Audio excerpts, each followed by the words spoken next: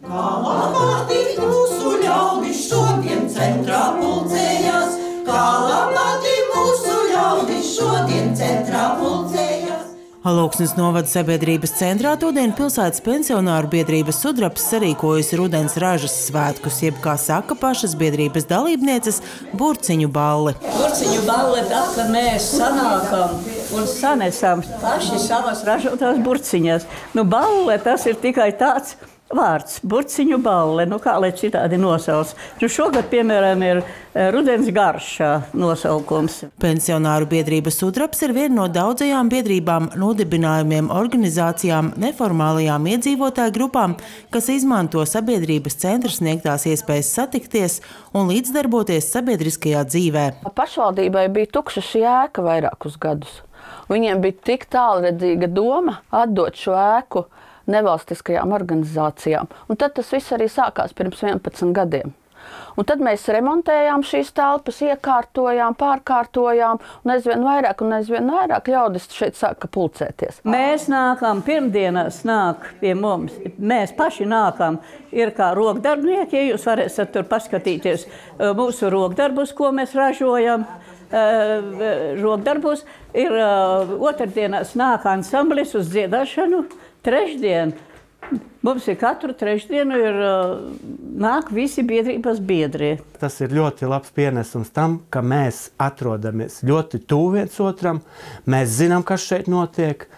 Biedrības nevalstiskās organizācijas zina, kas notiek novada pašvaldības galvenajā ēkā, un visas lietas, ko mēs risinām, mēs noteikti atrisinām ātrāk un straujāk tieši dēļ šī tuvuma. Un tas ir mums ļoti, ļoti svarīgi savstarpēji sadarbībai. Mums nāk kāds no valdības, mūsu pašvaldības, vai priekšsēdētais vietnieki nāk, vai izpilddirektors nāk, gan no poliklīnikas, iestāžu vadītāji nāk, vienkārši pastāsta par savu darbu, mēs uzdodam jautājumus, un tas nozīmē, ka informācija aiziet no pirmā avota. Tas nav, ka tur viena tante teica vai tur kā, bet kad nāk no iestādēm, no valdības pārstāvji un stāsta to tieši kā ir aci pret aci. Centra otrajā stāvā ir telpas, kur cilvēki var lietot tajās stundās, kad viņi vēlas. Vai dienā organizēt kādas sapulces, pēcpusdienās kādas tikšanās vai vingrošanas vai dievkalpojumu lūkšanas arī šeit notiek. Šeit ir 4 telpas virtuve un vēl brīvbodes telpa, kas agrāk bija bibliotēka. Dzintra Zvejniece vada arī Alūksnes un Apes novada fondu, kura mājvieta arī ir sabiedrības centrā. Mūsu fonds ir kopienas fonds. Mēs piesaistam līdzekļus ģimenēm, sirmgalviem, jaunajiem talantiem, projektu konkursiem, dzīvnieku mājai. Un daudziem citiem projektiem mēs tā kā reaģējam nepārtraukti uz sabiedrības vajadzībām. Bet cik cilvēks saziedo, tik mēs varam tā kā atdot.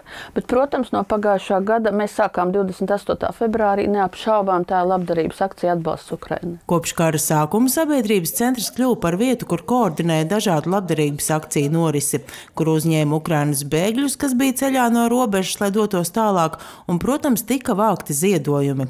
Centrs ir arī vieta, kur iegriežas arī Alūksnes novadā dzīvojošie ukraiņi, lai darbotos kā brīvprātīgie. No sākuma, protams, mums sniedza lielu palīdzību, tāpēc, ka atbraucam bez kaut kā ar ievainotu bērnu. Liels paldies! Pēc tam, kad jau iedzīvojāmies, strādājam.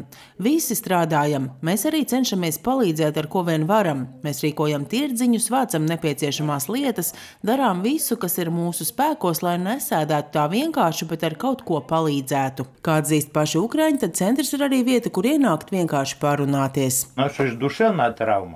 Mums jau sāp arī dvēselē, tāpēc, kad eju te garām, paskatos logā, un ja kāds ir, ienāku, parunājos. Bet, protams, vispirms jau sabiedrības centrs ir vieta, kur satikties pašiem alūksniešiem. Mums ir vidēji mēnesī 910 apmeklējumi. Tad tas ir vajadzīgs, un apmēram 40 līdz 50 dažādas organizācijas šeit nāk. tad es domāju, ka noteikti ir. Ir svarīgi, ka tie cilvēki, kas ir palikuši uz vietām šobrīd, un ka viņi veido šīs kopienas, šīs nevalstiskās organizācijas, viņi nāk kopā, viņi runā, mēs tiekamies, mēs izzinām, ko viņiem vajag, un tādā veidā mēs varam lietderīgi un mērķiecīgi arī plānot katrā vietā, katrā ciemā arī to, kas tiešām iedzīvotājiem uz vietas ir nepieciešams, jo ciems un pagasts var pastāvēt, ja tur būs stipra kopiena, kas tomēr dzīvo un dara priekš tās vietas. Sabiedrības centrs Alūksnē tika izveidots pirms 11 gadiem.